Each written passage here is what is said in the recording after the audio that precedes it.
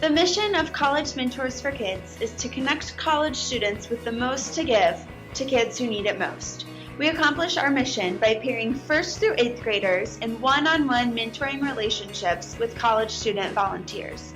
Together with their mentors, the kids participate in structured group activities that take place on the college campus and focus on higher education and careers, culture and diversity, community service, and financial literacy.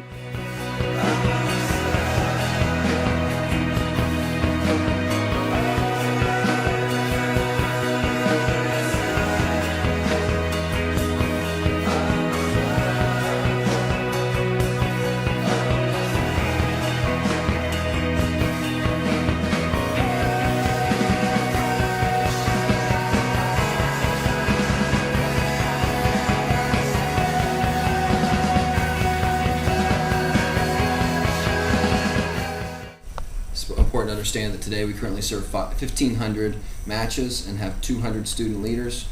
Our goal by 2020, our vision by 2020, is to have 5,000 matches with 700 student leaders.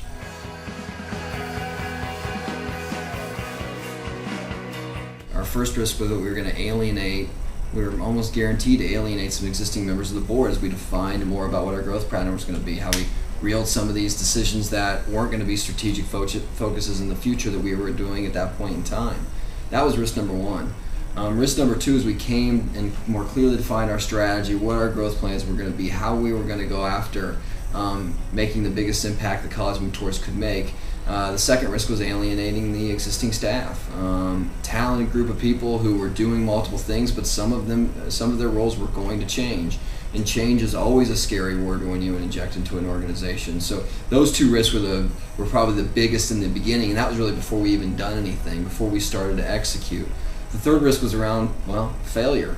It doesn't work. And for us, we were making a pretty big bet.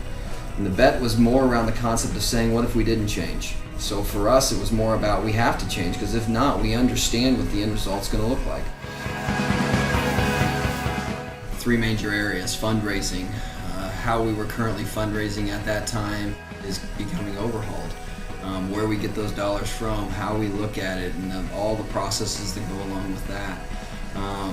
The infrastructure to support a model that is very centralized right now that is going to become decentralized. And kind of that leads itself into the idea of community councils, where our sustainability model and what we determined was massively important couldn't be done from a far-reaching headquarters that wasn't located in the city of the chapters that we're serving. So those three areas really were the highest level what we were ultimately trying to change in the organization.